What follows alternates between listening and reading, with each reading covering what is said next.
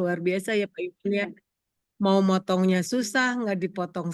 Jadi gini, mau dipotong salah, nggak dipotong susah. Jadi akhirnya kita semuanya harus dikasihin. Jadi mohon maaf ya teman-teman semua kalau misalnya untuk materi yang memang ini harus betul-betul detail dan memang bikin kepala pusing begitu ya, bikin mata berat. Betul nggak Pak Iman ya?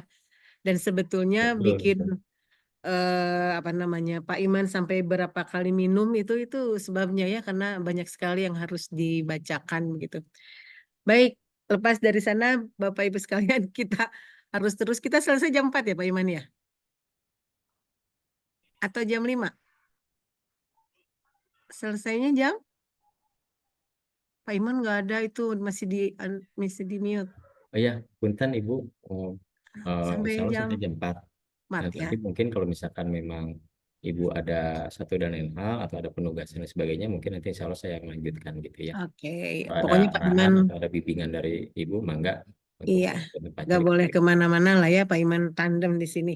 Insya Allah. Saya coba sharing nih teman-teman semua ya. Kalau Pak Iman itu sudah molotok dengan berbagai aturan organisasi dan kepegawaian, tapi saya coba karena saya adalah pelaksana di tingkat provinsi begitu ya. Jadi kita bisa sharing melalui materi-materi yang akan kita bahas.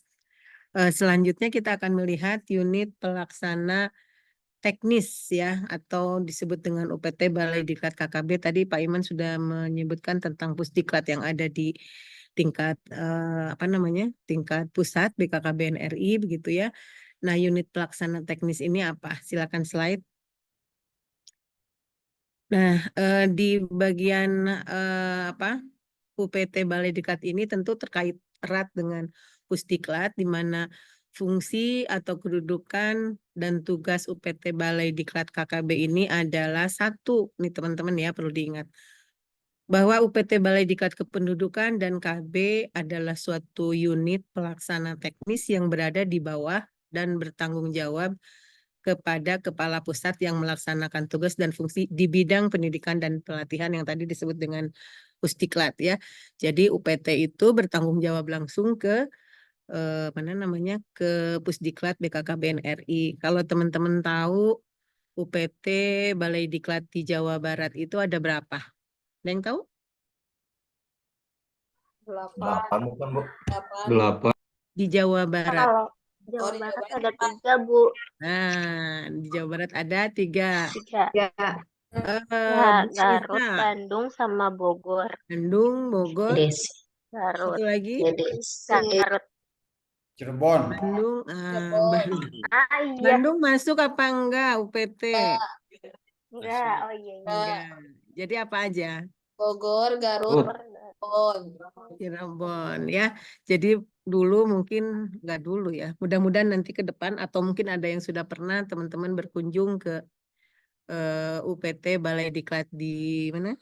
Bogor, di Cirebon begitu ya, ataupun di Garut. Silahkan lah kalau misalnya ada yang dekat-dekat mampir ke wilayah sana main-main lah, coba-coba ya, lihat-lihat bagaimana kondisi balai kita yang ada di Jawa Barat itu, Cirebon, Garut, sama Bogor. Kalau yang di Bandung itu bukan ya. Jadi kalau yang di Bandung dulu yang ada di Sederhana itu bukan UPT, tapi itu adalah bagian dari BKKBN Provinsi. Nah, kemudian kedudukan tugas dan fungsi UPT Balai Diklat KKB itu sendiri itu dipimpin oleh Kepala UPT Balai Diklat Kependudukan dan KB ya, di mana tugas dari Kepala UPT ini juga adalah melaksanakan penyelenggaraan pendidikan dan pelatihan teknis dan manajerial di bidang kependudukan dan keluarga berencana.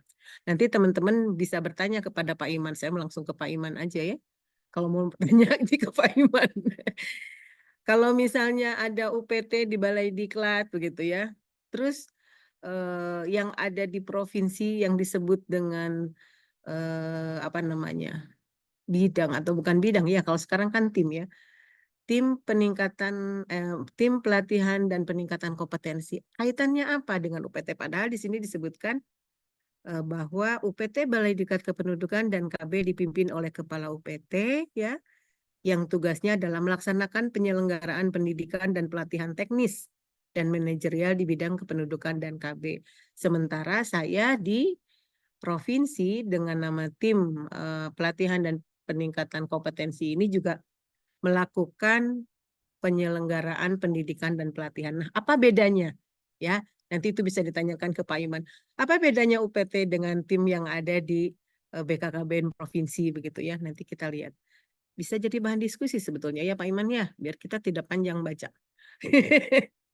Oke. Nah, Bapak Ibu ini tugas dan fungsi UPT Balikdiklat tadi secara umum disebutkan, tetapi secara detail bahwa tugas dan fungsi UPT Balikdiklat KKB itu adalah mereka akan melakukan penyusunan program dan melakukan evaluasi pendidikan dan pelatihan serta melakukan pelaporan ya. Kemudian mereka juga akan melaksanakan pelatihan teknis dan manajerial di bidang kependudukan dan KB. Jadi ada pelatihan teknis dan juga ada pelatihan manajerial. Kemudian UPT Balikdiklat juga akan melakukan penyusunan dan pengembangan materi, metode, dan penyelenggaraan pelatihan. Jadi kalau teman-teman mau tahu materi-materi seperti apa sih yang lengkap, itu pasti ada di Balikdiklat KKB ya. Nanti ada metodenya, ada medianya, itu berbagai macam. Dan kalau teman-teman mau mau kaya begitu untuk peningkatan kompetensi diri, bisalah cari metode yang berlaku di Balikdiklat Bogor seperti apa sih gitu ya. Terus nyoba-nyoba lagi nih kalau di Cirebon seperti apa sih gitu ya. Main-main aja. Nanti coba bandingkan itu untuk referensi teman-teman semua ya. Kemudian juga tugas dan fungsi UPT Balikdiklat KKB ini adalah melakukan pengelolaan sarana dan prasarana pendidikan dan pelatihan. Ya, jadi ada tugas juga mereka melakukan pengelolaan terkait sarpras yang ada hubungannya dengan diklat dan pelatihan. Serta terakhir, tugas dan fungsinya tentu saja adalah melaksanakan urusan tata usaha dan rumah tangga. Jadi ada ruangannya, ada bangunannya begitu ya. Jadi ya Pak Iman, kalau sekarang kami di tim pelatihan dan peningkatan kompetensi ini sebetulnya nggak ada nih. Penyusunan program kami masih ada, pelaksanaan pelatihannya masih ada, penyusunan pengembangan kami masih ada, tetapi pengelolaan sarana prasarana pendidikan sudah mulai tidak ada, apalagi urusan tata usaha rumah tangga dan lain-lainnya ya Pak Iman ya. Jadi sebetulnya yang di provinsi ini agak tanda tanya besar. Slide. Nah, susunan organisasi UPT Balikdiklat Bandung, Balikdiklat KKB ini tadi sudah disampaikan ya. Ada sebagian tata usahanya dan ada kelompok jabatan fungsional. Slide aja, Pak. Nah, tadi teman-teman pada bilang nih, saya bilang, ada berapa UPT Balikdiklat KKB di Jawa Barat? Jawabannya 8. Berarti bagus tuh ya, sudah baca. Tapi karena saya bilang Jawa Barat, harusnya tidak 8 jawabannya. Itu jawabannya refleks ya. Keren juga, tapi harusnya yang refleksnya yang 3. Malah ini yang refleksnya 8. Kan keren ya. Jadi ada 8 balai di Indonesia ini yang dimiliki oleh KKB, yaitu 3 ada di Jawa Barat ya, 3 ada di Jawa Tengah dan 2 ada di Jawa Timur. Jadi kita tetap masih tergolong pada provinsi yang jumlah balainya banyak begitu ya dibandingkan Jawa Timur. Jadi kalau nanti teman-teman mau main ke Jawa Tengah, ke Jawa Timur sebetulnya masih bisa memanfaatkan sarana prasarana diklat untuk ya semalam 2 malam begitu ya beristirahat di sana sambil lihat-lihat suasana balai diklat yang dimiliki oleh BKKBN ya, karena itu juga milik kita semua. Dan kemudian pembagian wilayahnya sendiri dari ke-8 balai ini tentu saja ini ditetapkan oleh Kepala BKKBN RI ya, jadi bukan oleh masing-masing provinsi, tapi memang betul-betul sudah berada di bawah BKKBN pusat. Jadi Pak Iman dengan saya itu berbeda. Pak Iman itu pegawai pusat begitu ya, karena berada di Balai Diklat Bogor, tapi kalau saya adalah perwakilan yang mewakili Pak Iman ada di Bandung sebetulnya mah jadi begitu karena Pak Iman pegawai pusat ya. Oke, slide. Ini struktur organisasi sama ya, seperti yang tadi lewat saja Pak. Slide saja. Ini sama ya, nggak usah di ini. Nah, sekarang jenis jabatan di lingkungan BKKBN. Ini juga mungkin teman-teman juga sudah hafal lah ya.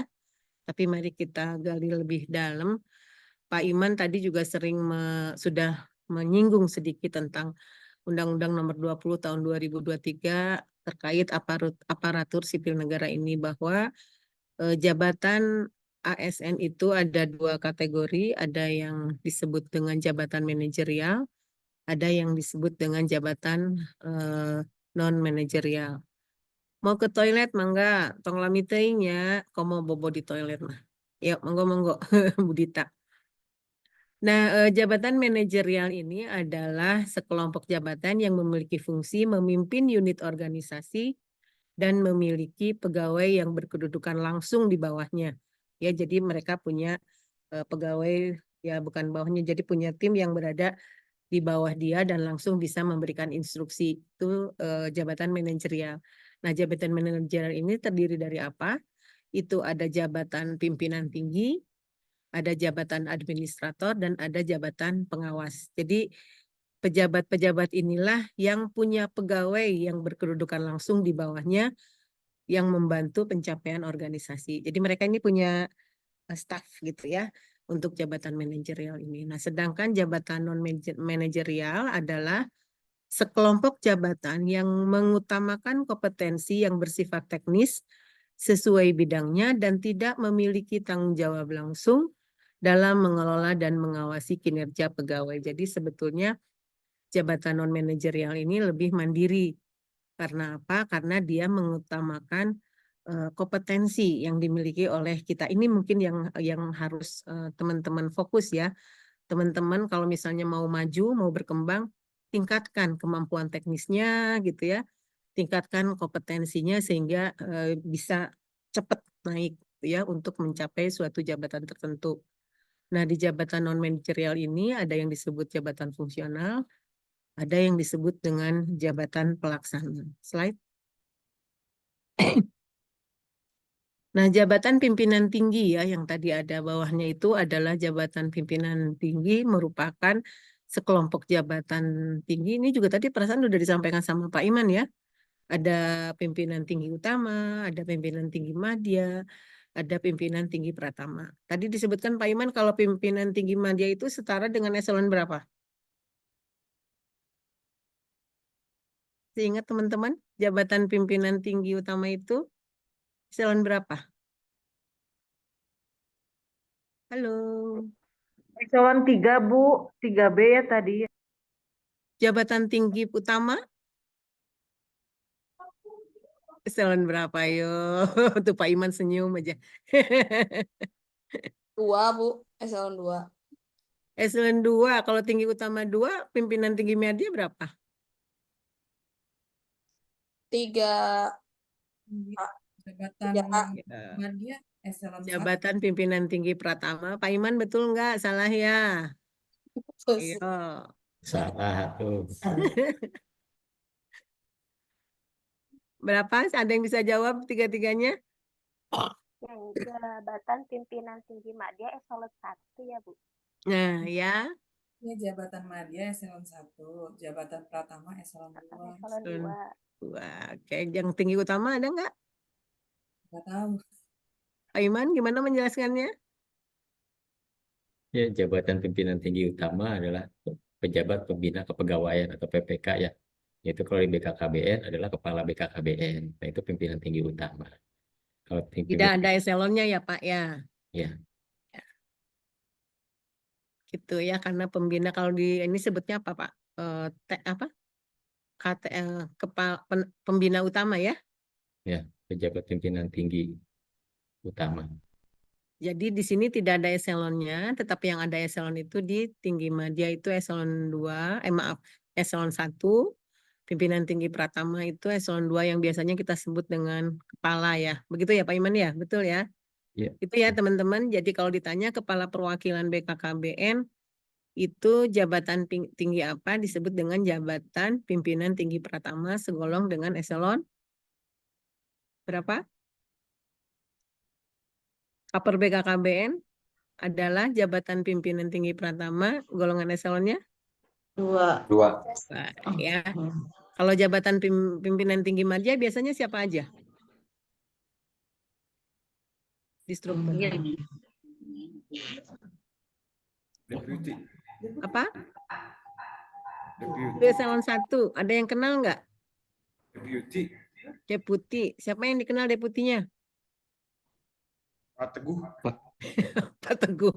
Pak Teguh deputi apa? Ayo, kalau nggak tahu Pak Deputi apa namanya aja, harus tahu jabatannya. Pak Teguh sebagai deputi apa? Made. Made M. deputi itu bukan? Ayo. Pak Teguh itu deputi apa? Ada yang tahu? Pawa Kalian penduduk. KBKR ya, Bu. Bukan, Pak Teguh bukan Admin. Admin. Ya, awas Pak Teguh ke situ nanti. Pak Deputi doang ya, nanti ditanya saya deputi apa nggak tahu. Pak Teguh adalah deputi admin. Deputi KBKR siapa?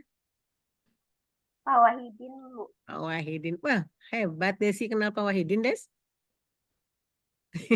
Kan mantan itu, Bu, kaper. Oh, mantan kaper, berarti Desi udah lama ya di sininya ya. Oke ya, itu yang penting aja orang Jawa Barat tuh yang penting mau dikenal ya.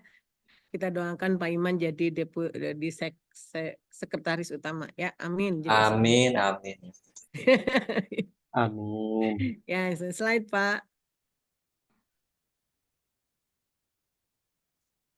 Nah, ini jabatan administrasi. Jadi kalau di jabatan administrasi ini ada 3 kelompok jabatan. Yang pertama ada jabatan administrator, ada jabatan pengawas, dan ada jabatan pelaksana. Ini sama ya dengan yang tadi ya, yang sudah dijelaskan Pak Iman. Slide saja.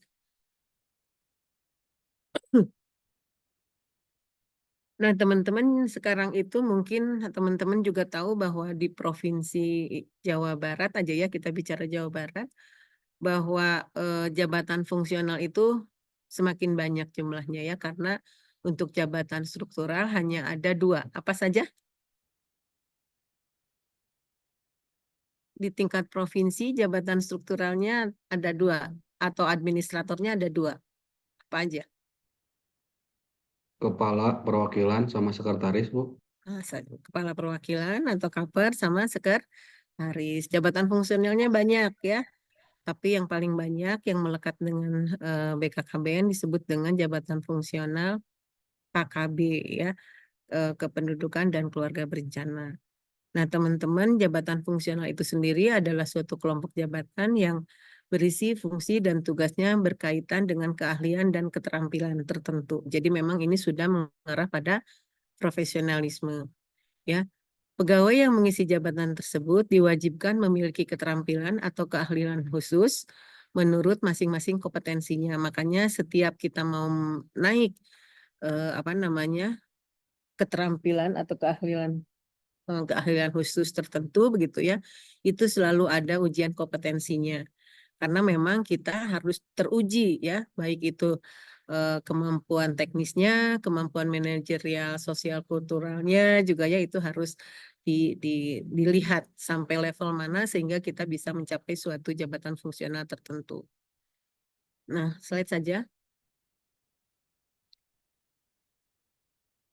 Ini dibacakan juga Pak Iman ya? Ya Allah. Nih teman-teman nih, kelompok jabatan fungsional itu terdiri atas berbagai jenis jabatan fungsional sesuai dengan bidang keahlian dan keterampilan yang pengangkatannya berdasarkan ketentuan peraturan perundang-undangan. Ya, saya kalau misalnya melihat kelompok jabatan fungsional ini memang sebetulnya kalau teman-teman mau belajar masing-masing level begitu ya, itu lebih mudah untuk menyesuaikan dengan tuntutan kompetensi. Ya, jadi misalnya kalau bisa mah ya Pak Iman ya setiap P3K ini juga harus tahu leveling kompetensinya sampai di mana begitu. Sehingga apa sih minimal buat diri sendiri, minimal untuk memeriksa apakah kompetensi saya ini sesuai tidak dengan tujuan organisasi atau tujuan tuntutan kerjaan begitu ya. Kalau sekarang kan ini apa? PKB terampil ya. Betul. Ini kebanyakannya PKB apa Pak Iman? Ada 2, PKB terampil dan PKB ahli pertama. Oh iya, ahli pertama. Nah, itu teman-teman coba dibaca kompetensi-kompetensi apa. Itu ada level-levelnya kalau saya tidak salah. Nah, kalau teman-teman mau meningkatkan kompetensi, cobalah untuk diuji begitu ya. Saya dengan teman-teman teman-teman kompetensi di sini begitu ya, itu akan mengembangkan suatu alat ukur semacam self assessment begitu. Jadi nanti teman-teman bisa mengukur kompetensi kita itu sampai berapa sih pengetahuannya atau levelnya itu sampai taraf mana. Nah, kalau misalnya memungkinkan levelnya sudah tinggi nih teman-teman ya, itu bisa bisa teman-teman menjadi dasar bahwa saya bisa meraih prestasi atau meraih jenjang yang lebih baik begitu ya. Kalau levelingnya jadi bisa naik uji kompetensi kayak gitulah ya. Tapi kalau misalnya teman-teman ternyata, aduh level saya jauh nih gitu ya, jauh dari level yang seharusnya ditetapkan.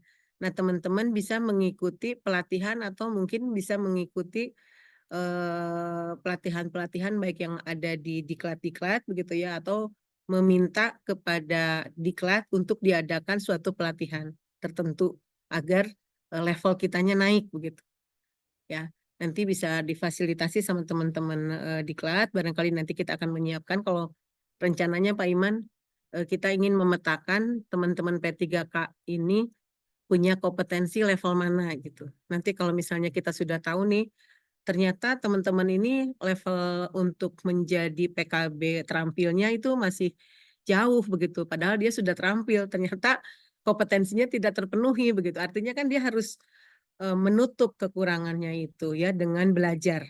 Nah, dengan belajarnya bagaimana ikuti pelatihan yang insya Allah nanti akan kami tawarkan modul-modulnya apa aja. Nah, modul-modulnya apa aja juga itu tentu kita harus tahu dulu petanya nih teman-teman tuh bagus di mana. Jangan-jangan level PKB terampil itu sebetulnya sudah bisa naik Pak Iman ya. Itu bisa terjadi ya. Teman-teman itu karena sudah lama di BKKBN misalnya ya, bekerja dengan BKKBN, sebetulnya level keterampilannya itu bisa naik, bisa bagus. Nah, itu bisa konsul nanti ke Pak Iman. Apakah bisa mengikuti uji kom atau apa? Karena level-levelnya sudah terpenuhi misalnya begitu ya. Dan tentu ini mengacu pada peraturan-peraturan yang sudah ditetapkan ya. Nah, kemudian jumlah pejabat fungsional ditentukan berdasarkan kebutuhan yang didasari atas analisis jabatan dan beban kerja. Nah, ini juga penting teman-teman. Jadi teman-teman juga nggak bisa tuh, aku pengen naik nih gitu ya. Maksa naik nggak bisa selama analisis yang dibuat oleh teman-teman di apa namanya di BKKBN itu ada atau tidak. Karena banyak kasus teman-teman ingin naik jabatan padahal formasinya tidak ada. Itu banyak terjadi begitu ya. Jadi misalnya saya ingin naik ke Madya misalnya. Ternyata formasi Madya itu yang disiapkan oleh BKKBN masih nol. Ya tetap aja nggak bisa masuk gitu ya. Jadi itu juga teman-teman jangan, oh mentang-mentang kata Bu Elma level saya bisa naik. Oh berarti saya bisa naik jabatan begitu ya dengan gampangnya. Enggak juga. Tetap saja harus mengacu pada analisis jabatan dan beban kerja yang dibutuhkan. Dasarnya ada tidak? Tapi kalau dasarnya ada, teman-teman tahu levelnya di mana, itu bisa cepat gitu ya untuk menyesuaikan. Sebentar, izin minum.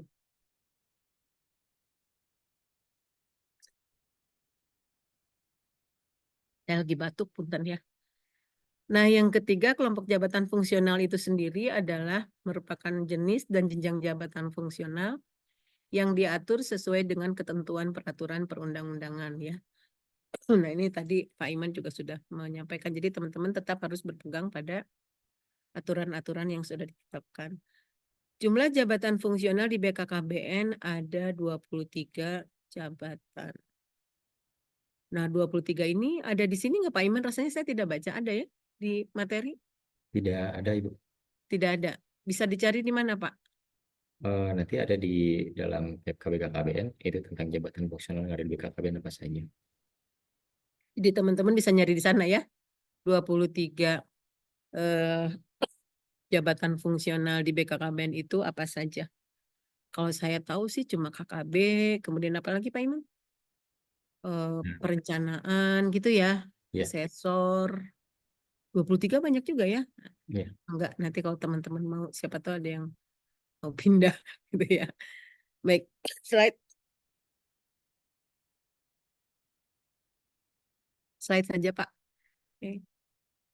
Oh ini ya, jadi jabatan fungsionalnya kalau keterampilan itu mulai dari penyelia, mahir, terampil, dan pemula. Nah ini teman-teman nanti silakan dicek ada di level mana. Kemudian jabatan fungsional keahlian itu dimulai dari ahli pertama, ahli muda, madya, dan utama. Ya, slide saja deh. Sistem kerja dalam penyederhanaan reformasi birokrasi di BKKBN. Nah, tadi ini sering disebut-sebut juga nih di awal bahwa kita sedang menuju pada upaya reformasi menuju penyederhanaan birokrasi gitu ya. Nah, teman-teman saya ingin tanya nih, minta beberapa orang pendapatnya. Kenapa sih perlu dilakukan penyederhanaan? Ada yang bisa sharing? Kenapa birokrasi kita itu perlu dilakukan penyederhanaan? Efisiensi dan optimalisasi Bu untuk SOTK. Efisiensi itu gimana maksudnya? Lebih lebih tepat dan lebih cepat dalam birokrasi administrasi pekerjaan, membantu itu, dan pelaksanaan teknis seperti itu Bu. Lebih cepat, lebih tepat gitu ya? Betul, dalam pelaksanaan teknis pelayanan program Bangga Kencana. Oh, dalam program Bangga Kencana. Oke, hatur nuhun Kang Deni. Ada yang mau tambah lagi?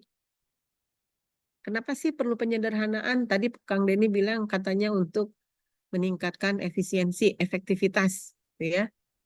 Apalagi? Meningkatkan kinerja Bu, mempercepat mengambil keputusan, Betul. Apa tadi yang pertama apa?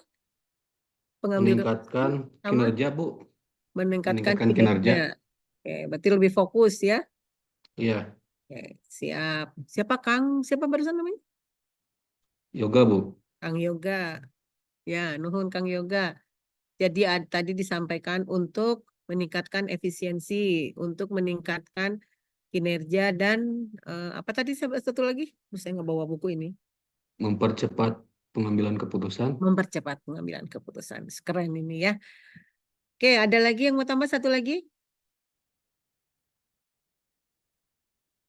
Paling penting katanya. Tadi pemutusan keputusan ya. Ya, Bu. Jadi pengambilan keputusan lebih cepat kan ya. Efektif, efisien, fokus. Adaptasi, Bu. Apa? Adaptasi. Adaptasi. Adaptasi kemana nih? Menyederhanakan birokrasi kemungkinan organisasi ini untuk lebih cepat dengan teknologi, Bu. Oh, pemanfaatan teknologi ya. Ya, Oke, siap. Kalau pemanfaatan teknologi berarti apa? Ada penekanan terhadap biaya ya. nasional ya, betul nggak? Karena Betul. semuanya serba dipangkas. Oke, kita lihat. Betul tidak bahwa yang disebut penyederhanaan yang tadi kita sebutkan itu penting ya?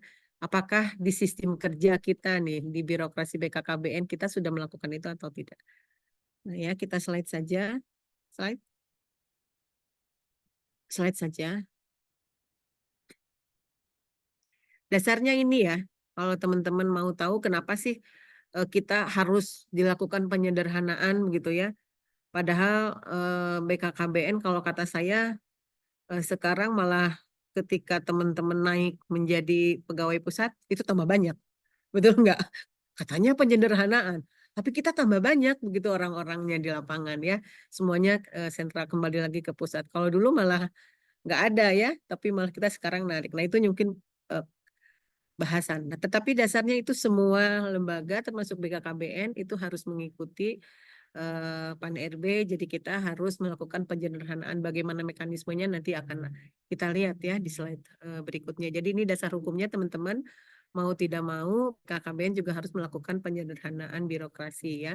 Karena kita ada Peraturan Menteri PAN RB nomor 7 tahun 2022 tentang sistem kerja pada instansi pemerintah untuk penyederhanaan birokrasi. Dan ini ditangkap oleh BKKBN dengan mengeluarkan SK Kepala BKKBN terkait sistem kerja penyederhanaan birokrasi di lingkungan BKKBN itu sendiri ya yang dikeluarkan pada tahun 2023. Slide. Latar belakangnya tadi teman-teman juga sudah sedikit ya. Kenapa sih perlu penyederhanaan gitu ya?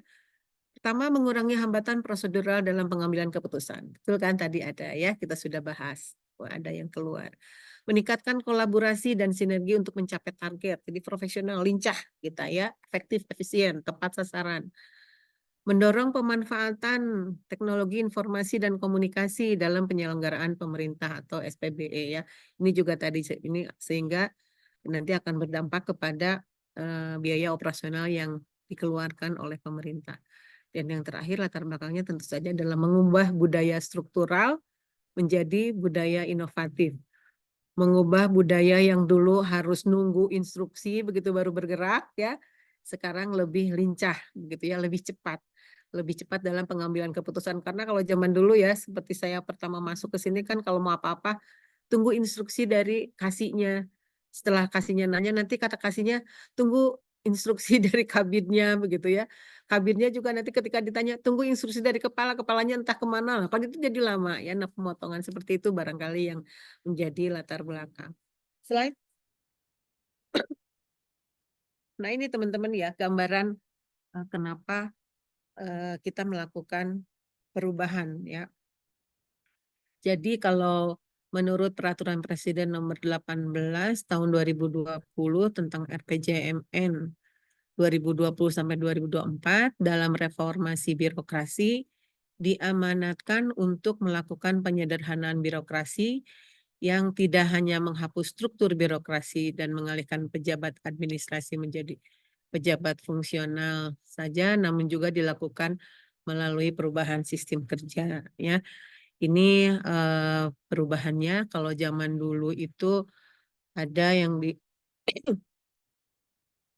disebut dengan sistem hierarki tradisional ya. Strategi, keputusan, kewenangannya semuanya itu berjenjang begitu ya. Ada tahapannya yang harus dilampaui seseorang. Jadi kadang-kadang kita nunggu instruksi itu lama ya seperti tadi kita sampaikan. Nah, di era transformasi kemudian ya reformasi birokrasi ini di mana sistem kerja itu lebih kolaboratif dan lebih dinamis ya, artinya tidak kaku lagi, tidak menunggu instruksi atau pimpinan yang paling atas dengan berbagai tahapan, tetapi dengan satu kepemimpinan yang mampu mengarahkan dan menggerakkan, setiap tim ini bisa langsung bersentuhan ya, terutama dengan para pejabat administrator. Kalau sekarang di kita ada Kaper dan Sekban itu ada di titik yang merah barangkali ya, sebagai pemimpin yang mampu mengarahkan dan menggerakkan timnya.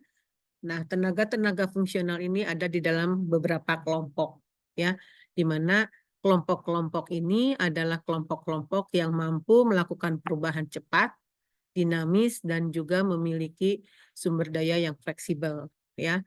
Kemudian juga fokus pada aksi, bukan pada kotak dan garis. Jadi sekarang tuh jangan nunggu instruksi begitu ya. Kalau misalnya sudah mempunyai suatu konsep dan sudah disepakati dan kemudian disetujui oleh pimpinan, itu bisa langsung bergerak ya. Yang kemudian juga tim ini juga bertanggung jawab pada hasil. Itu jelas. Kalau dulu yang harus mencapai hasil itu misalnya zaman saya dulu zaman masih sebelum sekarang ya, artinya di sistem kerja tradisional, ketika kita punya ide itu kan disampaikan satu, ketika disampaikan ke atas itu sudah beda lagi nih. Jadi sampai di atas itu sebetulnya udah berbeda lagi konsepnya. Ya, jadi lama begitu ya. Tapi kita kalau misalnya langsung bersentuhan dengan pimpinan dan pimpinan bisa langsung mengambil keputusan dengan cepat gitu ya. Jadi itu sebetulnya bagus ya. Kenapa? Karena si tim ini fokus pada hasil yang harus dicapai satu tim. Tapi kalau misalnya dulu yang harus mencapai itu adalah kepala bidang misalnya ya di level atas. Jadi yang ditekan itu yang kepala bidangnya untuk mencapai hasil, ke bawahnya itu nggak ada kepedulian. Tapi kalau sekarang semua tim ini harus tahu target hasil yang harus dicapainya itu apa. Dan ketika tim ini sudah tahu itu bisa saling bekerja sama dan langsung melaporkan kepada pimpinan. Dalam hal ini bisa Sekban maupun Kaper begitu ya. Nah, kemudian juga kerja tim ini juga selain bertanggung jawab kepada hasil, tentu saja perubahan-perubahannya, instruksi yang diberikan dari pimpinan itu bisa langsung dievaluasi dan langsung dikerjakan untuk dilakukan perubahan. Jadi Bapak Ibu kalau dulu ada yang namanya Perkin, perjanjian kinerja, kalau zaman masih ada pejabat administrator, itu yang tahu tentang apa yang harus dicapai oleh kepala itu hanya level pejabat administrator. Kalau stafnya sih yang nggak mau peduli begitu. Tapi kalau sekarang dari perjanjian kinerja Kaper atau Sekban ini itu langsung kepada tim dan semua tim itu harus tahu. Setiap tim bisa memegang target atau bisa bertanggung jawab terhadap hasil-hasil yang dibagi oleh ketua timnya. Jadi menurut saya ini cukup bagus walaupun sebetulnya masih banyak gadget ya. Nanti kita lihat kenapa sih masih susah. Dan tentu saja untuk melakukan sistem kerja kolaboratif dan dinamis ini dukungan dari SPBE itu sangat diperlukan. Nah sekarang teman-teman apa sih yang disebut dengan SPBE? Ada yang tahu apa itu SPBE? Azan ya sebentar ya. Ada yang tahu SPBE? Ada yang tahu apa singkatannya SPBE? Ini di sini di bawah ada ya. Ketika kita melaksanakan sistem kerja kolaboratif dan dinamis. Sistem pemerintahan berbasis elektronik. Bro. Sip. Google searching keren tuh ya. Cepet ya. SPBE adalah sistem pemerintahan Itu berbasis elektronik. berbasis elektronik. Kita sudah pakai belum? Pakai Bu. Apa itu? Siga. Ya, apalagi? Cilaksa. Visum. Visum. Apalagi? Simil. LC Mills, mantap. Apa? Golantang. Golantang ada, ya. Cianjur ada Silaksa, Bu. Silaksa, oh itu daerah ya? Ya, keren ya. Berarti memang. Apalagi? Perpa kali ya. Si Lili, Bu, si Lili. Perva, si Lili, Sri Kandi, Sipika. si Vika, banyak ya aplikasi. Bima, Kadang-kadang Simonep. Simonep ya. Si Rika, si Madu, naon ya jadi kadinya nya pabelit antara si Madu. Ya, jadi teman-teman memang saking dukungan SPB ini diperlukan, ini dimasukkan ke dalam apa ya Pak Iman, kalau kita mau ikut diklat PIM dulu ya, pasti produk ujian akhirnya itu harus menghasilkan aplikasi, cenanya. Saking banyaknya aplikasi jadi liar namanya. Oke, itu jadi dukungan SPB itu memang diperlukan teman-teman dalam mewujudkan sistem kerja kolaboratif dan dinamis ini. Jadi kalau teman-teman nanti, aduh, gus aplikasi deui wae begitu ya, itulah tuntutannya begitu ya. Kalau kita memang mau bekerja dalam apa namanya perubahan sistem kerja tadi. Jadi memang kita harus belajar ke sana. Kalau misalnya sekarang, ya aplikasinya banyak Bu, tapi ngehang, tapi tidak bersatu, itu tantangan berikutnya ya. Tapi kita sedang menuju ke arah transformasi organisasi untuk mencapai kinerja bersama. Ya, slide.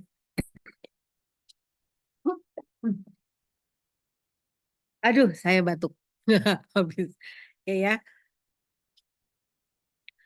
Nah, lingkup dari kebijakan penyederhanaan birokrasi ini tentu saja teman-teman ini adalah salah satu upaya yang dimulai dengan penyederhanaan struktur organisasi ya, di mana penyederhanaan struktur organisasi ini merupakan suatu upaya perampingan unit organisasi jabatan administrasi pada pemerintah untuk mengurangi tingkatan ya, untuk mengurangi tingkatan unit organisasi tadi kita sudah bahas ya contohnya.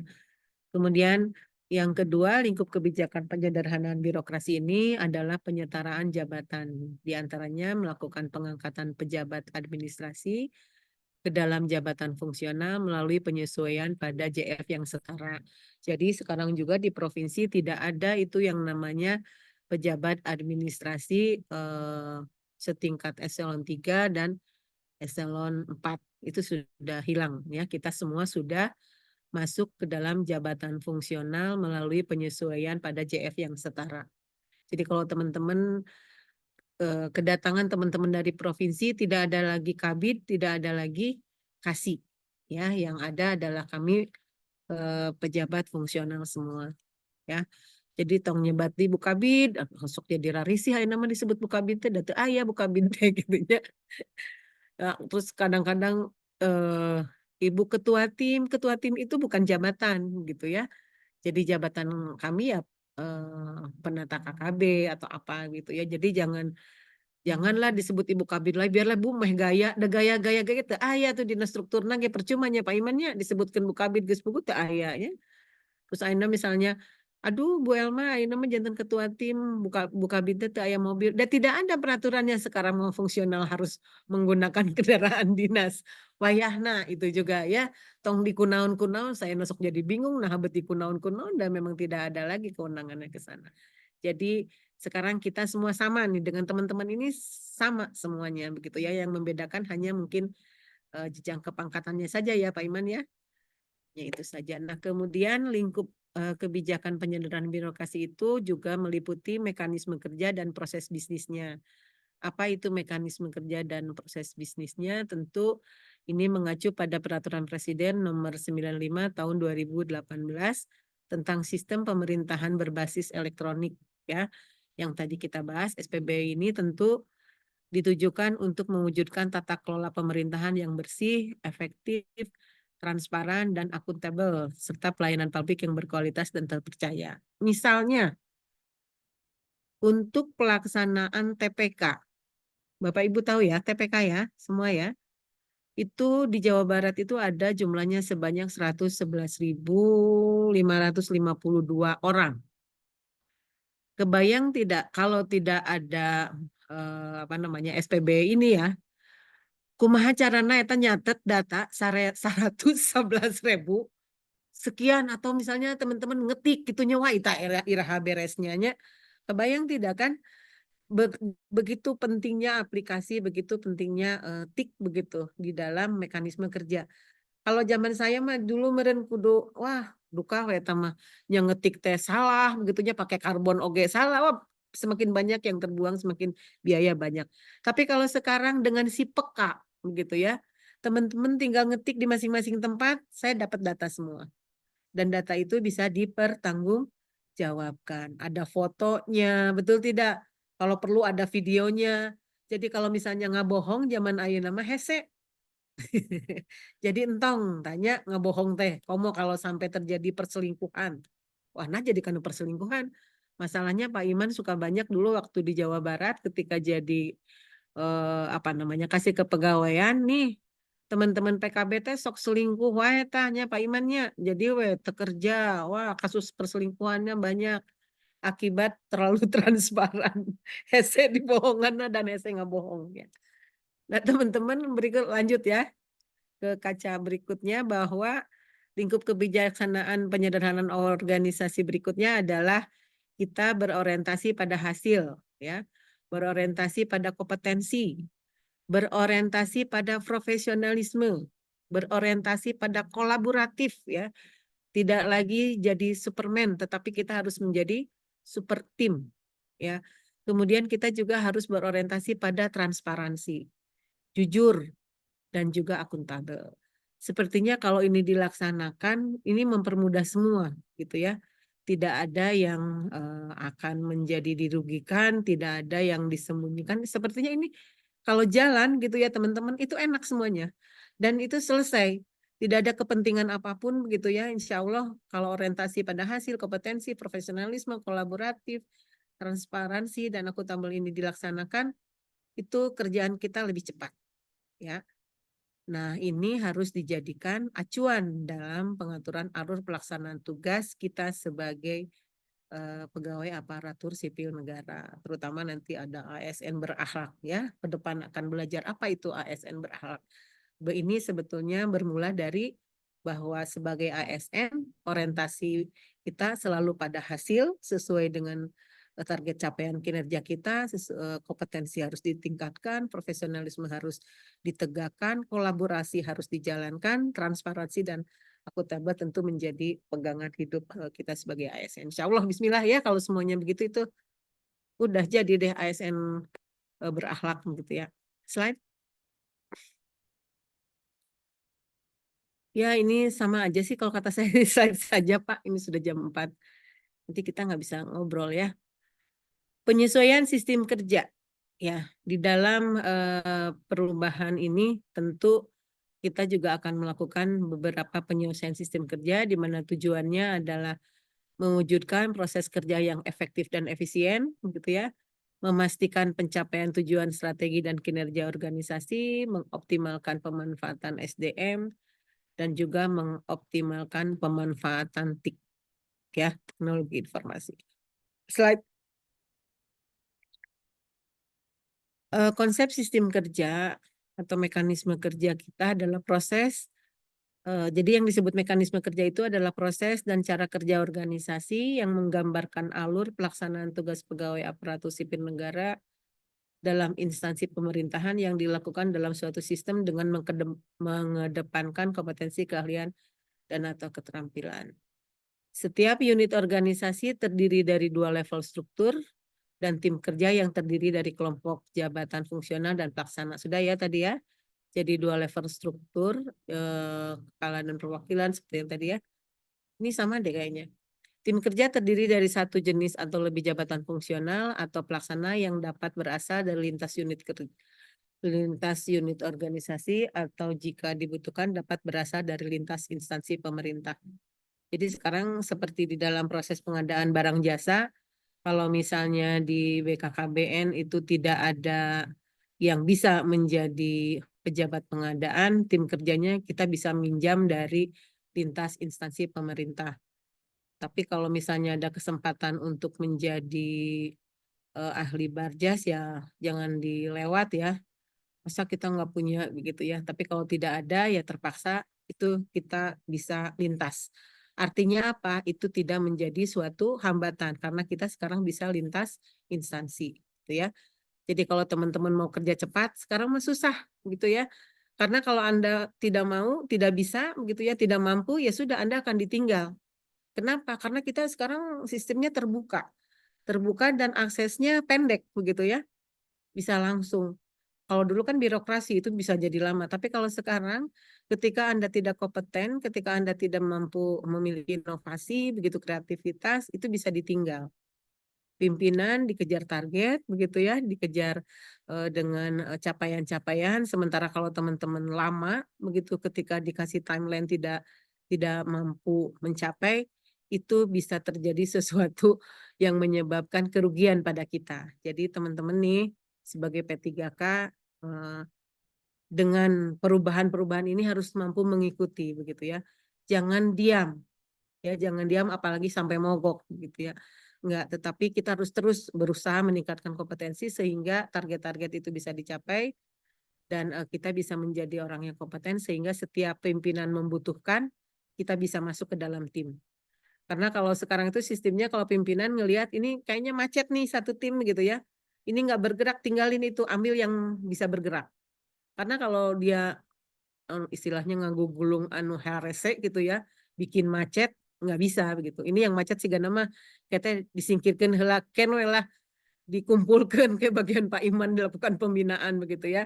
Tetapi yang berkompeten itu pasti ditarik. Jadi ayo teman-teman tunjukkan kompetensi kita, tunjukkan inovasi begitu ya, kreativitas sehingga pelaksanaan tugas itu bisa cepat dilaksanakan dengan baik, target-target tercapai.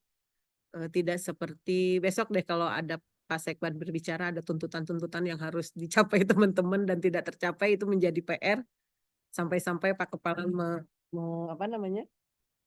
mengeluarkan strategi lain yang merugikan itu juga sebagai akibat dari kompetensi kita yang tidak bisa ditingkatkan ya.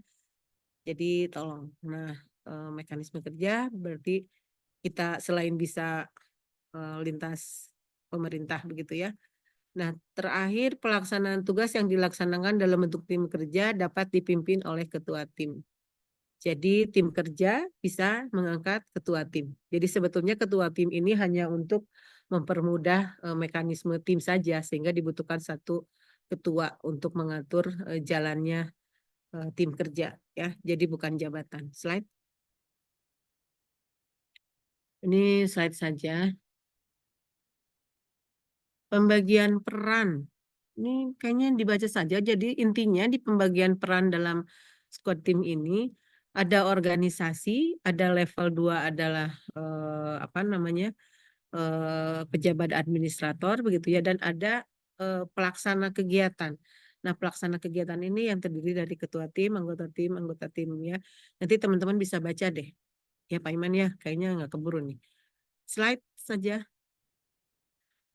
Nah, penyesuaian yang diperlukan untuk mendukung mekanisme kerja teman-teman semua. Pertama adalah penentuan kedudukan pejabat fungsional dan pelaksana pejabat fungsional dan pelaksana berkedudukan di bawah dan bertanggung jawab kepada pejabat penilai kinerja. Mekanismenya itu pertama.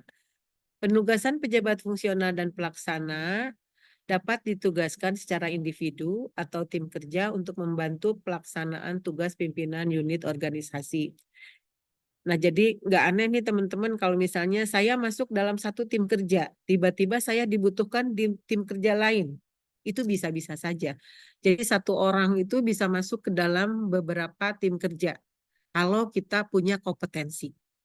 Ingat ya teman-teman ya, kalau kita punya kompetensi yang bisa ditonjolkan, kita bisa masuk ke dalam beberapa tim. Itu artinya kita bagus tuh kinerjanya. Tapi kalau misalnya kita di tim eta nggak ada yang ngajakan, aduh eta mah mangga lah dievaluasi. Kenapa tidak ada yang mau mengajak ke tim yang lain begitu ya. Jadi nanti sistemnya lebih dinamis ya, lebih bergerak gitu. Kemudian penyesuaian dan pertanggungjawaban pelaksanaan tugas pejabat fungsional dan pelaksana dapat dilakukan dalam tim kerja atau individu. Tim kerja dapat terdiri dari satu jenis atau lebih jabatan fungsional dan pelaksana. Di dalam tim kerja dapat ditunjuk seorang ketua tim, pertanggungjawaban pelaksanaan tugas tetap dilakukan kepada pejabat penilai kinerja maupun pimpinan unit organisasi ya. Jadi bukan kepada ketua tim ya. Slide.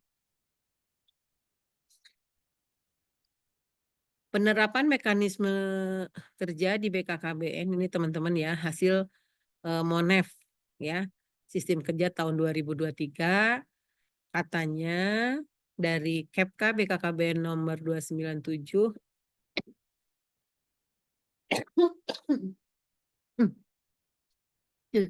menjadi Kepka BKKBN nomor 292 tentang sistem kerja penyederhanaan birokrasi di lingkungan BKKBN, ternyata masih ada beberapa kendala, di antaranya satu, masih belum jelasnya pembagian kerja masing-masing anggota ya. Masih banyak yang terjebak di mekanisme kerja administrasi administrator. Jadi ketika saya jadi ketua tim masih merasa sebagai kepala bidang begitu ya. Ketika kepala seksi tidak ada beberapa teman yang masih merasa sebagai kepala seksi. Nah, itu masih ada rasa itu, sehingga pada saat pembagian kerja itu kadang-kadang nggak mau nih ngerjain, kan aku dulu kepala bidang masa ngerjain yang gini, padahal sekarang sudah tidak ada lagi itu sudah semuanya harus lentur ya. Pekerjaan di dalam tim kerja masih sering terpusat ke satu atau beberapa orang saja. Ya. Ini mah kayaknya yang namanya penyesuaian ya sama ya, mudah-mudahan juga penyesuaian ini ya jangan lama-lama begitu. Oleh karena itulah teman-teman juga jadi jangan disalahkan individu yang tadinya kepala bidang, kepala seksi, sekarang masih bersikap seperti itu. Kesalahan mereka, kadang-kadang kesalahannya dari anggota tim lain juga yang memperlakukan mantan kepala bidang atau mantan kepala seksi ini masih dalam jabatan struktural. Jadi kadang-kadang aduh nggak enak, dia kan dulunya kepala bidang, masa kita mau minta tolong. Nah kayak seperti itu udah nggak bisa juga ya. Sekarang udahlah kita kerja bareng gitu ya. Pekerjaan dalam tim kerja itu tidak terpusat ke satu orang, tapi kita semuanya sama. Tim kerja terlalu banyak sehingga banyak tugas yang masih tumpang tindih. Nah ini jadi tidak efektif, tidak efisien ya. Kalau tadi kata Kang Denny harus efektif, efisien, ternyata karena kita masih belajar begitu, masih banyak juga tugas yang tumpang tindih, irisannya masih belum bisa dilepas begitu ya. Pola kerja masih seperti pola kerja struktural atau tradisional. Mudah-mudahan berjalannya waktu, tapi yang saya takutin 2025 struktur baru, jangan-jangan kita berubah lagi ya Pak Iman ya. Tapi ya mudah-mudahan enggak. Ya, tapi kan kalau dilihat dari sisi niat baik perubahan ini, sepertinya ini mengikuti zaman yang melakukan turbulensnya itu kan sekarang cepet banget ya. apapun di mana-mana dengan era teknologi ini kita nggak bisa seperti zaman dulu lagi, memang kita harus berubah. Oke, slide. Wah, ini mah panjang, slide saja. Ini juga panjang. Ini intinya gini, ke atas terus ke Pak. Nah ini ya. Teman-teman mungkin nanti ini bisa dipelajari lah ya, kira-kira ketika kita mau belajar menurunnya angka kelahiran apa namanya? Kelahiran apa total? Itu total kali ya, bukan toral ya. Itu kemana larinya begitu ya? Itu silakan dipelajari aja lah ya. Indikator kinerja apa, sasarannya apa. Slide apa ini? Jumlah tim kerja. Nah, jumlah tim kerja ini teman-teman tidak sama di setiap provinsi. Ya, tidak sama di setiap provinsi, itu tergantung dari apa namanya? Pejabat strukturalnya. Artinya kepala BKKBN itu menetapkan jumlah tim yang ada idealnya, tetapi ini tidak terpaku. Jika dibutuhkan itu bisa dilakukan pengembangan, asal memang tetap melakukan komunikasi dengan berbagai telahan ya, kemudian juga telahan beban kerja, telahan pencapaian kinerja itu bisa dilakukan. Jadi ini bisa diganti ya. Ini walaupun secara umum ini sudah ada melalui KEP BKKBN 292, tetapi pada intinya bisa ditambahkan begitu ya, dengan dasar kita melakukan telahan, karena di BKKBN Jawa Barat sendiri ada yang namanya tim kerja stunting. Padahal di KEP BKKBN nomor 292 ini tim kerja stunting itu masuk ke dalam nomor 3 nih ya, tim kerja ketahanan keluarga dan pencegahan stunting. Jadi masuknya ke tim kerja ketahanan keluarga.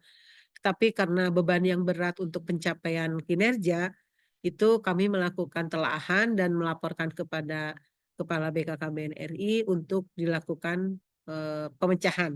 Jadi ada tim kerja ketahanan keluarga dan juga ada tim pencegahan stunting. Itu timnya beda, lepas begitu ya. Nah, perubahan-perubahan ini jangan dijadikan hanya hari di Jawa Barat mah kieu, hari di Jawa Tengah mah kitu begitunya. Nggak apa-apa. Yang pasti teman-teman tinggal pegang ketua timnya siapa, nanti target kinerjanya apa, hasilnya apa, outputnya apa, itu yang dipelajari ya. Tidak bergantung kepada timnya beda-beda kieu nah jadi liarnya, jadi holoream kerja teh momen gitu mah ya, jangan sampai begitu. Dan kadang-kadang Bapak Ibu di Jawa Barat sendiri kadang-kadang ketika misalnya nih sekarang ini kan semester 1 ya. Ketika semester 1 ada satu tim kerja yang capaiannya rendah, itu bisa dipecah lagi. Ya. Artinya beban kerja yang dirasakan berat, kebijakan dari pimpinan kami di sini itu bisa dipecah. Atau kalau tidak dipecah, ada tim lain yang ditarik. Mungkin ada tim yang capaian kinerjanya sudah bagus begitu ya. Ada secara individual itu bisa diambil untuk menjadi anggota tim yang lain yang tadi saya bilang. Jadi yang misalnya kompeten diambil untuk membantu capaian kinerja dari suatu tim. Ya, jadi dinamis. Mungkin teman-teman juga nanti di lapangan akan seperti itu. Slide. 5 menit lagi. Ini bisa dibaca saja untuk tim ketahanan keluarga dan pencegahan stunting itu targetnya apa saja begitu ya. Sasaran strateginya apa, kemudian untuk akses kualitas layanan KB dan Cashpro itu apa saja. Ini teman-teman ini harus dipelajari begitu ya. Jadi nanti kalau berhubungan dengan tim-tim kerja, ketika harus bertanya tentang berapa sih persentase penyuluh KB yang berkinerja baik, ingin tahu kemana sih larinya, itu adanya di pengelolaan dan pembinaan lini lapangan. Ya, kalau teman-teman ingin tahu apalagi nih persentase diklat, nah itu ada, di sini nih ya, pelatihan dan peningkatan kompetensi itu adanya di persentase diklat yang lulus dengan kategori baik dan sangat baik. Cuma itu aja Pak Iman, gampil tuh Abdi mah. Iya benar itu aja Bu Elmi indikatornya ya. Iya, indikatornya sama cuma itu aja. Berapa persen diklat yang lulus dengan sudah 70 lulus gitu kan. Oke, mungkin itu slide atasnya Pak Mitra Fatma ya. Coba slide terakhir mudah-mudahan. Ini bisa dibaca lah ya teman-teman, ini sudah jam 4:45. Nggak usah lah ya, nggak apa-apa ya Pak Iman ya. Slide saja. Pak Iman masih banyak ini. Oke. Pak Iman bisa menyimpulkan nggak? Ini sampai bawah. Apa aja isinya ini? Kok banyak banget. Pengelolaan Bu kinerja. Elma, punten. Siap. Kalau jam di Bogor mah 15.46. Hah? Apa jam di Bandung beda? 15.46. Di Iya, aku kok jam mohon Bu El. 16. Iya, Salah ya? nggak apa-apa. Nggak mungkin siapa tahu Salah. pengen ngobrol kali ya dengan Pak Iman dan Bu Elma. Oke, iyalah. Ngobrol aja kita sekarang ya. Insya Allah lah. Ada yang mau ditanyakan barangkali teman-teman? Enggak Pak Iman, mumpung ada Pak Imannya nih. Kasihan Pak Iman udah panas dari tadi. Enggak. Enggak Alhamdulillah. teman-teman. Ya. Maka teman-teman ada yang mau ditanyakan gitu. Terima kasih banyak sebelumnya Bu El ya menyempatkan waktu dan kesempatannya. Beliau juga lagi kurang enak badan tapi tetap menyempatkan waktu untuk kita semua. Terima kasih banyak Bu Elma. Memang lebih pada ini lebih kepada pengenalan untuk rumah teman-teman bahwa di BKKBN ada strukturnya dan ada mekanisme kerjanya gitu ya. Jadi mudah-mudahan nanti paham nih teman-teman, oh kenapa strukturnya seperti ini di perwakilan masih, tapi kok mekanisme kerjanya sudah berubah gitu. Jadi udah disampaikan oleh Bu Elma ya ketentuan peraturannya, Permen nomor 7-nya gitu ya, sampai dengan bagaimana pembentukan indikatornya di masing-masing tim gitu ya. Ternyata pembentukan tim itu juga tidak serta semau kita gitu. Jadi sudah disampaikan kalau misalkan tim untuk pengelolaan lini lapangan, oh ini indikatornya karena memang untuk pembinaan dan tenaga lini lapangan berkinerja baik, itu salah satunya. Oh kalau misalkan indikator dari pembentukan tim pengembangan kompetensi teknis, perkembangan teknis itu indikatornya adalah persentase yang lulus baik dan sangat baik gitu. Jadi sudah ada indikator-indikator yang dapat memang untuk mengintervensi apa sih sebenarnya yang dibutuhkan untuk dapat mengintervensi indikator-indikator yang ada di BKKBN. Dan itulah mekanisme dalam tata cara pembentukan tim yang ada di perwakilan. Salah satunya seperti itu.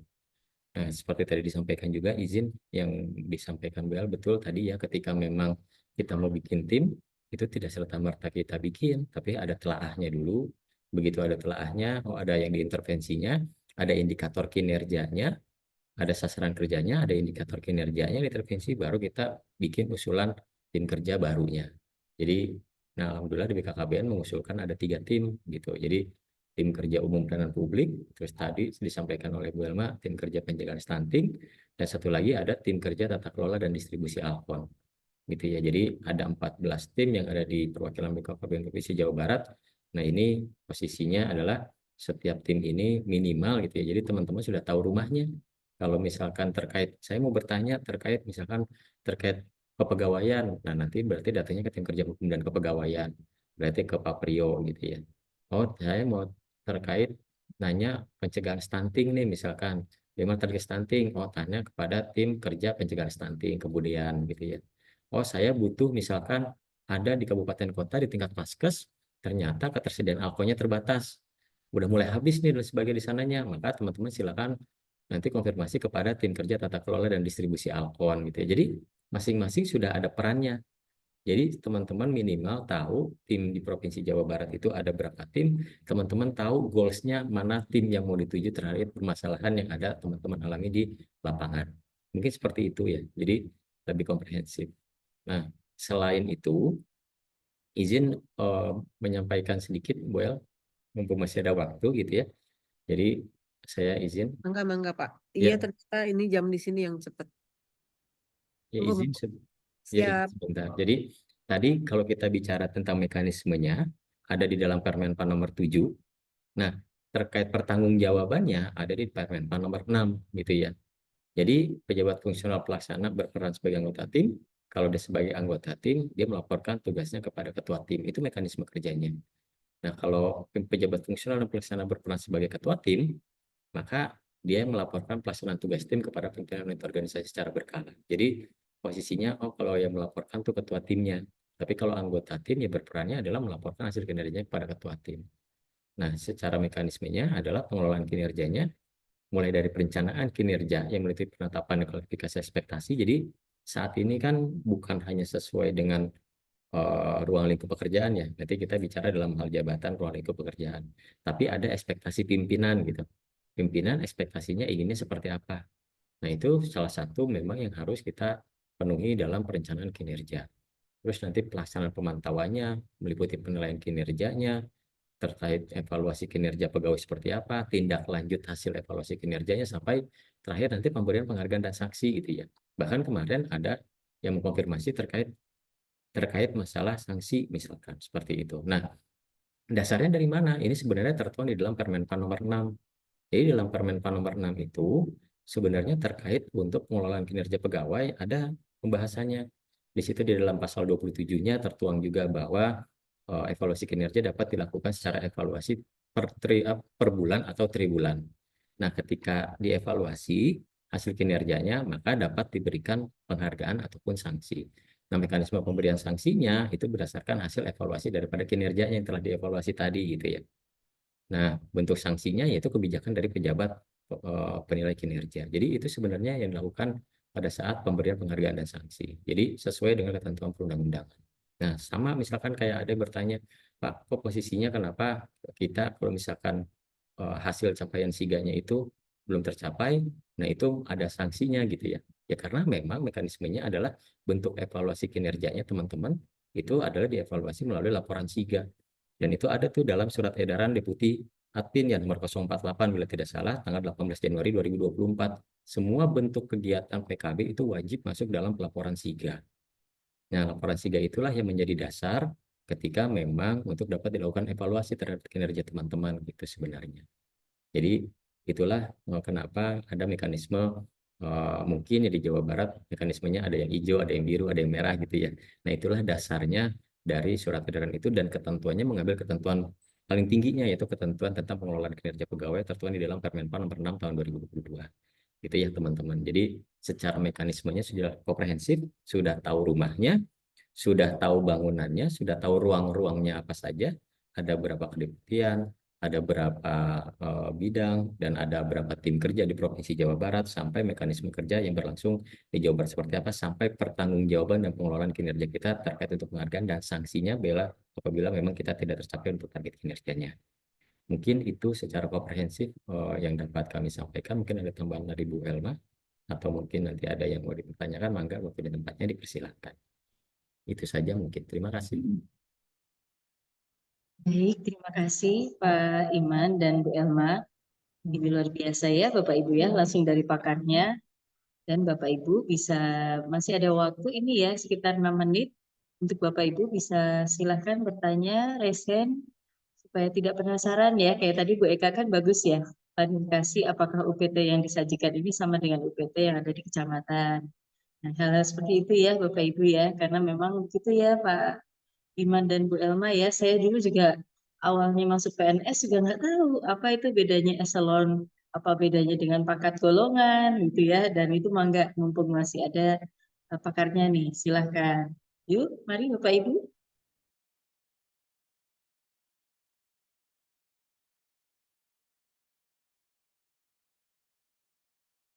Ini kayaknya mungkin saking lelahnya mungkin ya. Dari pagi soalnya ini Bu Elma, Pak Iman ya, teman-teman ini dari jam 7.30 bahkan ada yang sudah duluan masuk. Tapi bukan berarti ini ya, karena Pak Iman kan juga ada di WhatsApp group ya Pak Iman ya.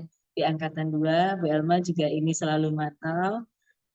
Mangga, mungkin kalau saya cek di kolom chat ini ada pertanyaan nggak ya? Mungkin siapa tahu sambil jalan, oh ternyata panen izin ke toilet. Ya sudah, berarti tidak ada pertanyaan. Mungkin tadi, ya ada yang bertanya? Enggak? Maaf, Bu Eka. Eka. Enggak, silakan Bu Eka. Nggak penasaran aja Bu, karena tadi berkaitan dengan materi Bu Elma ya. Kalau di lapangan, balik lagi ke lapangan ya Bu ya. Diklat Bogor itu kan memberikan petugas-petugas yang mempunyai keahlian di bidangnya begitu ya, memberikan kompetensi hal itu. Ketika balik lagi, kalau untuk dari provinsi mungkin Bu pemilihan kepala begitu ya, perkepala BKKBN mungkin dari orang BKKBN begitu Bu. Ketika balik ke daerah, yang ditunjuk bukan orang BKKBN Bu, yang belum bisa dilatih, belum punya kompetensi, ilmunya dan semuanya. Itu mimpin ke daerah begitu, menjadi kepala dinas. Seolah-olah ini ada di kita tumpul ke atas, tajam ke bawah begitu Bu. Kalau berkaitan dengan hal itu ada kepentingan politik kalau masuk ke daerah begitu Bu. Tetapi ketika kita bekerja di lapangan, balik lagi ke hal tadi pada dasarnya, itu mentok Bu gitu. Jadi yang kepala daerah yang mimpin kepala dinas ini yang memang belum dilatih, punya kompetensi dan sebagainya. Balik kita ke lapangan, itu bagaimana begitu dengan semua kebijakan karena kita berbasis tadi ingin efisiensi begitu ya, efisiensi yang tadi Bu Elma katakan. Nah, apakah yang mengatur hal ini dari Diklat nih Bu? Apakah memang ada kewenangan yang mengarah ke sana? Ini yang akan dijadikan kepada ini harus Diklat dulu begitu Bu? Harus punya kompetensi ini gitu. Apakah ada yang mengatur itu kewenangannya atau hanya sebatas fungsi dari UPT KKB Diklat begitu Bu? Nah itu saja Bu. Hapunten hatur nuhun. Baik, terima kasih Bu Eka, ini curcol ya, tapi mungkin menyuarakan juga keresahan teman-teman yang lain ya, ketika Mantap teman-teman Bu sudah Eka. pandai. Nah ini mangga silakan Bu Elma dan Pak Iman. Ya, nanti Pak Iman kali bisa bantu di payung hukum ya. Kalau payung Ya. hukum saya angkat tangan Pak Iman. Tapi kalau dari sisi apa namanya ya, implementasi barangkali ya Bu Eka ya. Itu tadi bagus tuh ininya, apa ngambil perumpamaannya kita ini bagaikan apa tumpul di atas gitu ya, tajam ke bawah. Ya kan memang kalau yang namanya tombak begitu ya. Kalau dua-duanya ini ya bahaya, harus harus tumpul di atasnya tuh. Kalau tombak kan tinggal lempar ya. Nah, memang kita ujung tombaknya memang teman-teman di lapangan ini. Nah, pertanyaannya adalah apakah perlu nih kepala-kepalanya kan kadang-kadang memang bukan dari latar belakang kita gitu ya, maksudnya Bu Eka ya. Banyak yang dari dinas kesehatan gitu kan ya, misalnya ya. Di daerah ya Bu ya, balik Ya, lagi ke daerah. mm-mm. Ya artinya memang itu menjadi kendala teman-teman karena tengartieun gitulah ya. Jadi kadang-kadang si ujung tombaknya itu yang harusnya dilempar ke A ini malah salah lempar. Jadinya kan begitu ya. Karena ketidaktahuan pimpinan. Nah, apakah ada kewenangan ke sana? Kalau menurut saya sepertinya kalau kewenangan nggak ada dan mungkin salah satu upaya dari BKKBN Pusat kenapa teman-teman di lapangan ditarik ke pusat karena ini kan nuansanya otonomi daerah ya Teh ya. Jadi tidak lagi sentralistik tetapi ketika kita melepas teman-teman lapangan itu diserahkan ke daerah justru itu semakin tumpul. Nggak ada tuh tajamnya. Ya, jadi si tombak itu dua-duanya tumpul kan lebih bahaya ya. Nggak bisa kita capai target kalau dua-duanya tumpul. Jadi yang tetap tajam itu di lapangan itu tetap harus ada dan strategi BKKBN itu mengambil si tajamnya ini begitu ya. Jadi memang kita di tengah itu kosong tetapi dari kami dari perwakilan juga sebetulnya kan bukan apa namanya bukan tenaga provinsi tapi kami adalah perwakilan pusat artinya bukan teman-teman provinsi tapi pengelola program apa namanya KB itu sendiri di level provinsi ada yang namanya DP3 AKB itu adalah ininya apa otonominya itu harusnya ke mereka tapi karena ada beberapa kewenangan seperti alat kontrasepsi itu masih ada di BKKBN makanya disimpanlah perwakilan di level provinsi untuk memfasilitasi ya terjadinya program yang diamanatkan dari beberapa kewenangan yang dilimpahkan kepada daerah. Begitu sih intinya ya kalau kalau saya tidak salah implementasi. Jadi ketika apakah ini harus di training? Enggak ada kewenangan kita harus mentraining kepala daerah begitu. Tapi kewenangan kita justru mempertajam si mata ininya, si mata ujung tombaknya itu teman-teman inilah yang kita bisa apa bina begitu kita asah begitu ya. Tapi kalau yang di level tengah itu mungkin metodenya beda lagi Teh Bu Eka ya, bukan langsung menjadi target sasaran tapi lebih ke arah mengadvokasi, memfasilitasi begitu ya. Kemudian kita level-levelnya ke sana. Bagaimana nanti mereka menjadi membangkitkan bahwa program Bangga Kencana ini menjadi kebutuhan daerah. Mungkin itu kewajiban kami. Tapi tidak menjadi seperti saklek kepada teman-teman PKB nih. Kalau teman-teman PKB kan masih bisa dijewer sama kami begitu ya. Tapi kalau OPDKB nggak boleh deh, kepalanya jangan dari Dinkes misalnya ya. Kalau bisa dari mantan BKKBN, camat kayak yang ini ditarik gitu ya. Yang mantan KB itu nggak bisa karena itu ada kewenangan daerah yang tidak bisa kita lampaui ya. Mungkin itu sih kalau saya dari sisi implementasi, Pak Iman barangkali. Mangga. Ya, izin saya tambahkan, ya, mohon izin udah lengkap sebenarnya dengan Bu Elma gitu ya. Saya insya Allah ya ingin, karena waktu terbatas ya singkat padat mungkin insya Allah jelas gitu ya. Jadi bagaimana terkait untuk kewenangan menempatkan orang. Pertama tadi di misi ya. Tadi ada 9 misi itu. Nah 9 misinya ada di poin 9. Tadi kalau teman-teman lihat ada di terakhir di 9 bersinergi gitu ya. Sinergi dengan pemerintah daerah. Posisinya begitu, bersinergi. Nah langkah sinergi itu sebenarnya korelasinya adalah masuk ke dalam pembagian kewenangan konkuren di dalam Undang-Undang 23 2014. Nah, di kewenangan konkuren Undang-Undang 23 2014, di situ ada kewenangan pemerintah pusat, provinsi, dan kabupaten kota. Nah, salah satunya adalah tertuang di dalam PP 18 2016 tadi yang sudah dibacakan dalam pasal 119. Jadi sebenarnya itu sudah ada. Jadi kalau misalkan kabupaten kota itu mereka punya kewajiban untuk dapat membaca terkait PP 18 2016 karena itu PP kabupaten kota tentang pemerintahan daerah. Nah, fungsinya kita BKKBN adalah memastikan bahwa program itu tetap berjalan di kabupaten kota atau di daerah. Bagaimana fungsinya? Satu adalah salah satunya maka BKKBN melakukan kemitraan.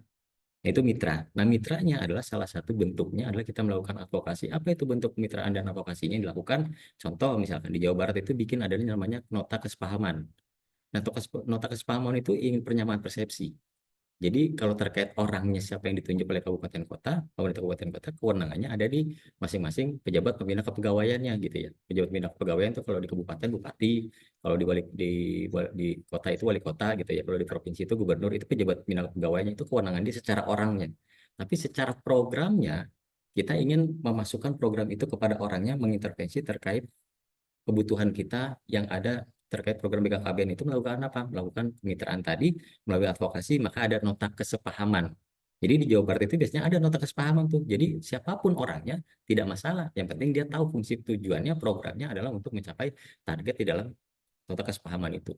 Satu. Yang kedua adalah salah satunya adalah untuk melakukan advokasi. Nah, advokasinya itu adalah untuk melakukan pemahaman terkait fungsi pendayagunaan itu tadi yang sudah dibagi sesuai dengan ketentuan Undang-Undang 23, pembagian kewenangan konkuren. Jadi, kalau saya bukan lebih kepada orangnya secara personalnya bukan, tapi lebih bagaimana kita mendaratkan atau membumikan program ini melalui ketentuan peraturan undang-undang yang diturunkan dan sesuai dengan mekanisme yang diatur oleh Ketatausahaan Negara, yaitu melalui tadi salah satunya Undang-Undang 23 2014 pembagian konkuren, pembagian kewenangan konkuren, ada PP 18 2016 itu tentang PP pemerintah daerah, dan asumsi saya mereka pasti tahu karena itu PP tentang pemerintah daerah.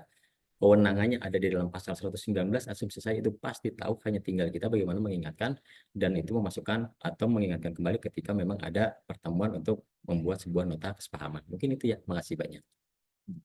Terima Sedikit kasih mungkin, banyak, Bu Pak Dit. Iman. Jadi Gimana Bu Elma? teman-teman kalau misalnya ada kesulitan dengan pimpinan daerah begitu ya, nggak paham atau apa, tadi betul kata Pak Iman, kita itu setiap rakerda yang dilakukan di awal tahun biasanya itu ada semacam MOU. MOU itu isinya adalah yang tadi disampaikan, ada beberapa kewajiban yang harus dilaksanakan di daerah yang dituangkan di dalam perjanjian kinerja Kaper, yang oleh Kaper itu diberi ke kabupaten kota, termasuk dukungan dananya gitu ya. Nah, kalau teman-teman mau, setiap selesai rakerda itu dipelajari, dipegang lah kalau mau. Bukan berarti teman-teman mau menyerang kabupaten, bukan, tetapi membantu mengingatkan kami terkait capaian-capaian kinerja yang harus dicapai oleh masing-masing daerah. Jadi jangan lihat, wah ini dananya dikemanain, enggak gitu juga kali ya. Kan kebanyakannya begitu, yang dilihat dananya doang gitu ya.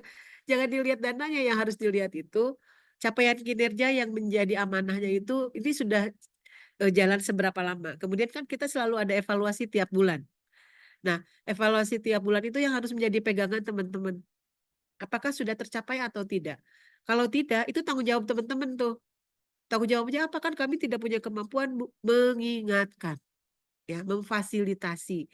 Kalau misalnya susah, bisa minta bantuan ke provinsi. Kan di situ ada Binda, Bintek gitu ya. Itu bisalah ditempuh. Artinya teman-teman itu betul-betul menjadi perwakilan BKKBN di tingkat pusat yang ada di level grassroots-nya gitu ya. Jadi kalau misalnya ini jangan main selonong aja, kan itu pembinaan tetap ada di kabupaten gitu ya Pak Iman ya. Tetap harus menghargai kabupaten. Tapi beruntung teman-teman tuh jadi dua, punya orang tua. Ada orang tua asuh, ada orang tua kandung gitu ya.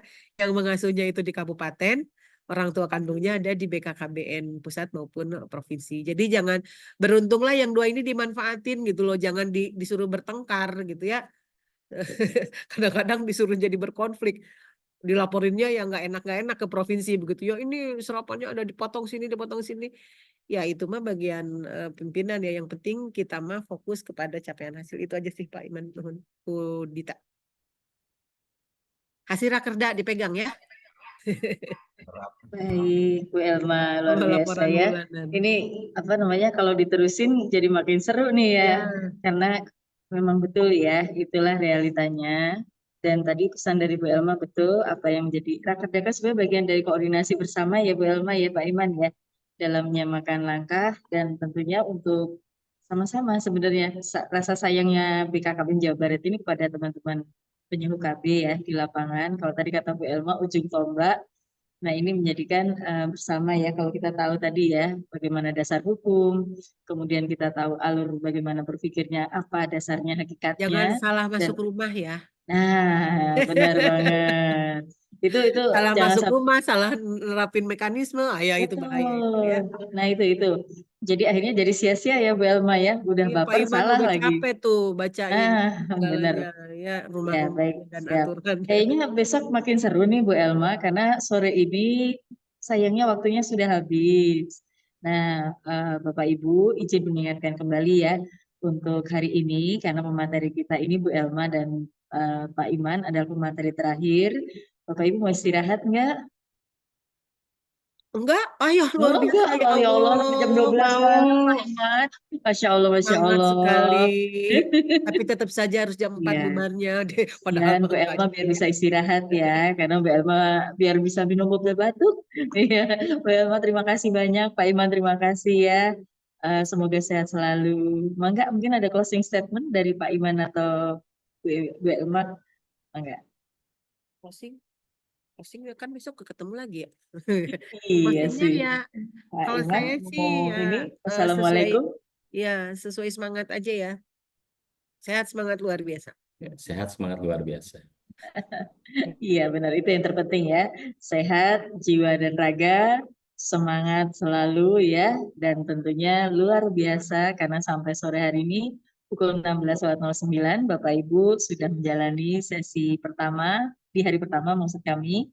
Dan jangan lupa Bapak Ibu, hari ini kita cukupkan istirahat.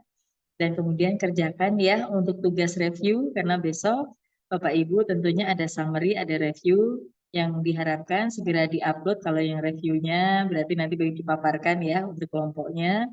Dan kemudian untuk materinya ya sesuai apa yang sudah disampaikan hari ini ya. Tadi sudah disampaikan oleh Bu Farah. Dan kita berikan aplaus reaction kita yang paling meriah untuk Bu Elma dan Pak Iman. Pak Iman kayaknya aus banget ini, kesian ya. Terima kasih banyak. Oke, kita foto dulu boleh Bu Elma? Supaya nanti kita jadi kenangan terindah ya buat hari ini, dan pencerahannya luar biasa. Oke, mau pakai gaya apa nih? Oh, berencana itu keren. Siap. Oke, saya izin ambil foto ya. Ini di kami ada 3 layar. Baik. Pose pertama di layar pertama. Oke, berencana itu keren Bapak Ibu. Wah, luar biasa. Ini Pak Saiful Bakri, Bu Andreas Niken ya. Bapak Ibu bagi yang bisa menggunakan virtual background, saran kami gunakan ya virtual backgroundnya. Khawatir bisa ada yang bocor gitu ya. Oke ya, kan nanti kan untuk keamanan bersama ya. Oke, yang layar kedua ya Bapak Ibu sekalian. Masih, oke, berencana itu keren. Mana senyumnya Bapak Ibu?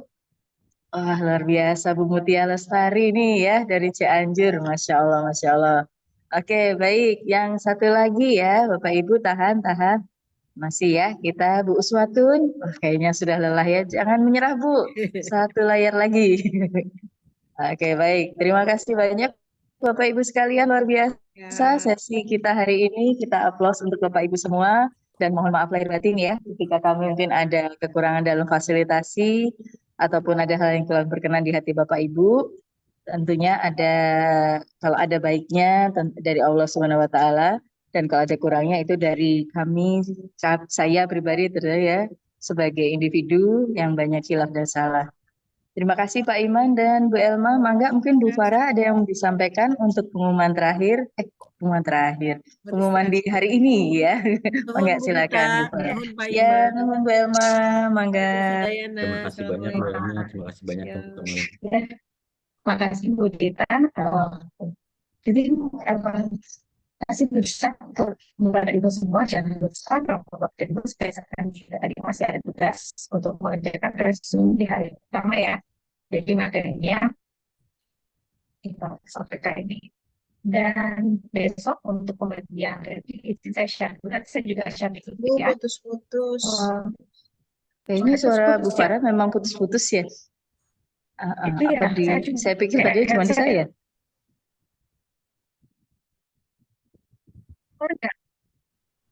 Keluar sih, tapi agak putus-putus Bu Farah. Berarti variabelnya ya. Iya. Saya izin share aja untuk ini ya, besok jadwal nanti kita share Boleh, juga boleh. di grup. Silakan. Ya, di grup juga nanti akan share juga. Ini boleh layap, Bu. Kelihatan nggak?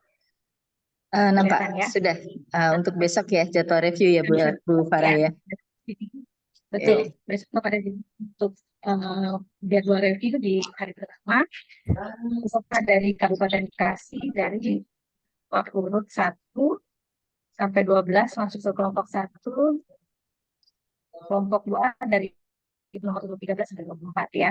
Jadi nanti dari dua kelompok ini akan memaparkan mengenai materi yang sudah disampaikan pada hari ini, ya, susun organisasi dan ya, serta mekanisme kerja. Ya, yang kedua untuk hari Jumat, ya, pada hari Jumat tanggal 2 Agustus ada Ibu. Dan nanti akan Kabupaten Bekasi dengan nomor urut 25 sampai 36. Materinya pengenalan organisasi dan kelompok 4 nanti Kabupaten Cianjur ya dari